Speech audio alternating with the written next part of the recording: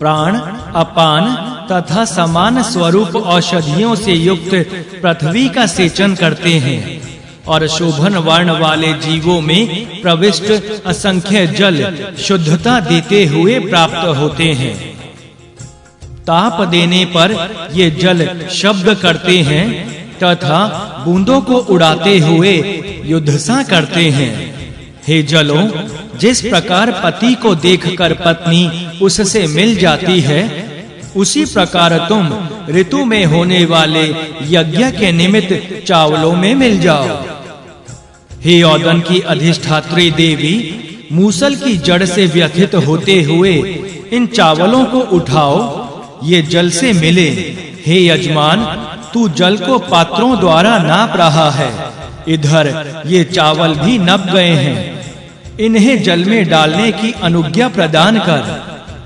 कलछी को चलाओ और चावल पक चुके हैं, उन्हें ले लो। ये किसी की हिंसा ना करते हुए प्रत्येक पर्व में औषधि रूपी फल प्राप्त करें। जिन लताओं का राजा सोम है, ये लताएं मोक्ष करने वाली हों। औदन रखने के लिए नवीन कुशा फैला दो। यह कुशा का आसन हृदय और नेत्रों को सुंदर लगे।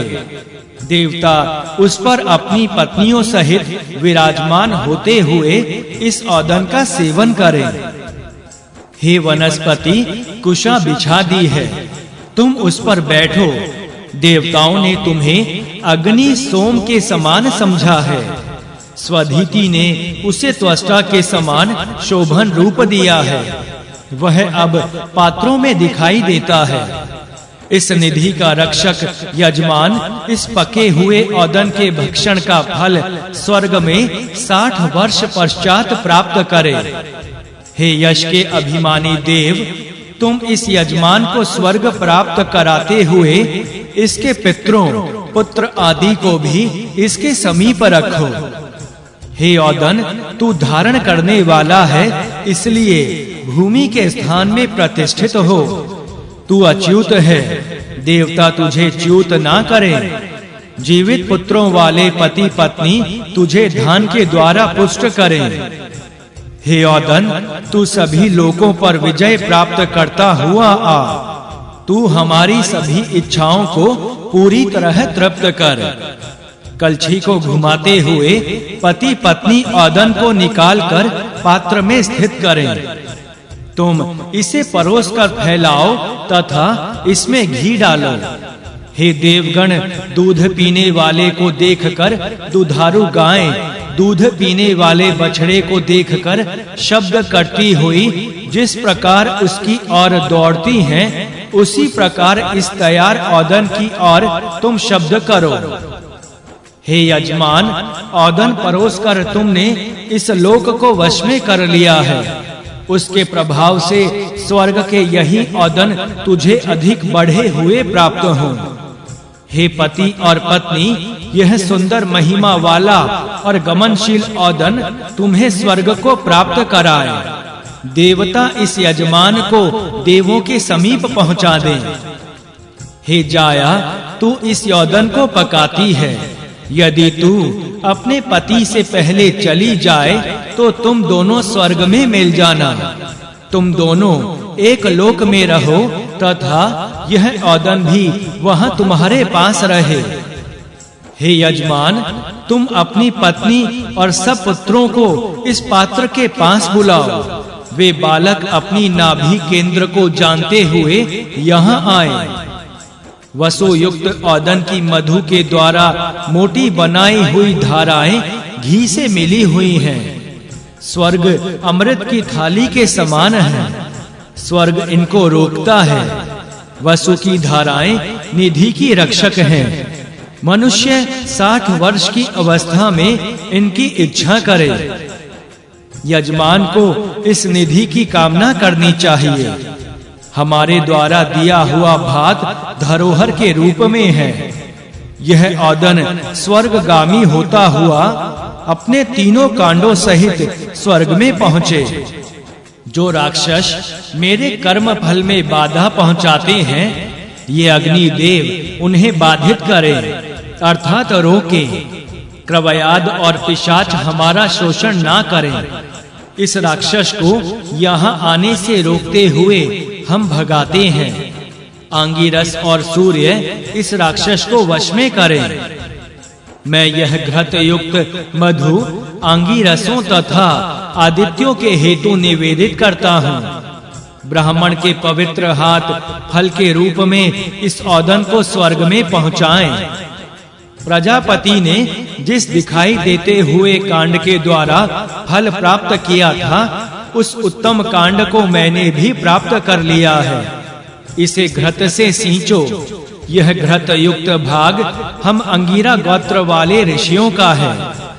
सत अर्थात स्थायी फल के निमित्त हम यह औदन रूप धरोहर देवताओं को सौंपते हैं।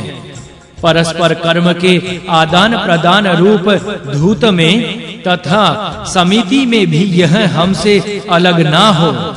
इसे अन्य पुरुषों का भोज्य मत बनाओ। पाक क्रिया करने वाला मैं ही इसका दान कर रहा हूँ। हे यज्ञात्मक कर्म, इस कार्य में मेरे साथ मेरी पत्नी भी सहयोग कर रही है। हमारे घर में कुमार अवस्था वाला एक पुत्र है।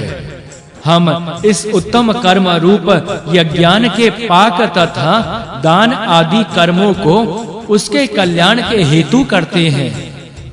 इस कर्म में किसी प्रकार का हेर फेर नहीं है। इसका कोई अन्य आधार भी नहीं है। यह अपने मित्रों के साथ मिलकर भी नहीं आता है। यह जो पूर्ण पात्र रखा गया है, वही पकाने वाले को पुनः प्राप्त हो जाता है। हे यजमान, प्रिय से भी प्रिय फल वाले कर्म को भी हम तेरे लिए करते हैं। तेरे द्वेषी पुरुष नरक के रूप अंधकार की करें। गौ, बैल, अन्न, आयु और पुरुषार्थ ये हमारे समीप आते हुए अपमृत्यु आदि को दूर भगाएं।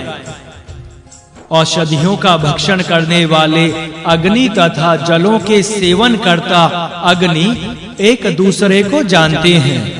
उनके अतिरिक्त अन्य अग्नि भी इस कर्म को जानते हैं।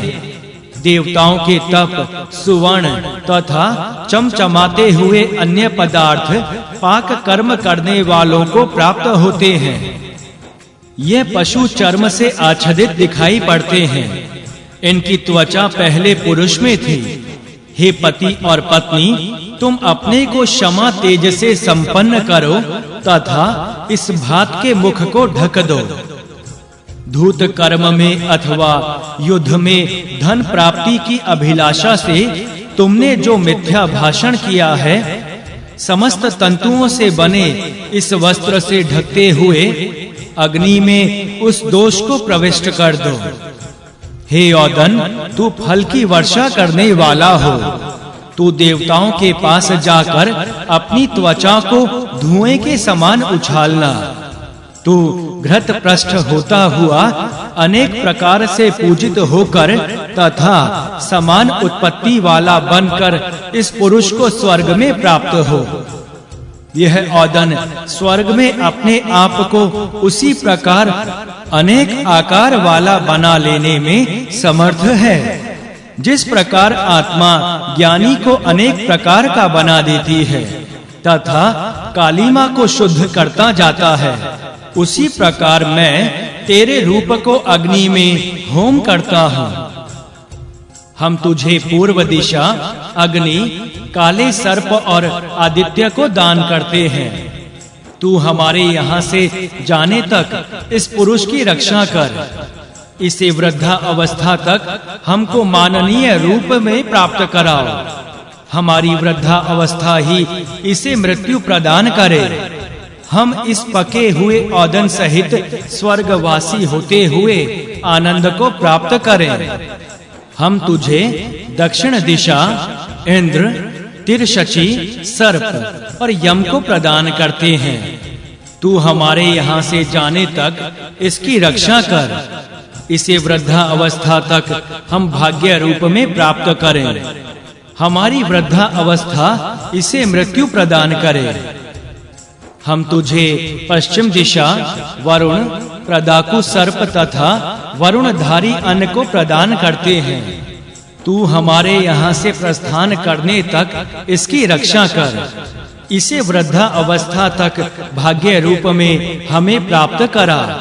हमारी वृद्धा अवस्था ही इसे मृत्यु प्रदान करे और मरने पर हम इस पके हुए औदन सहित स्वर्ग में जाकर आनंद प्राप्त करें।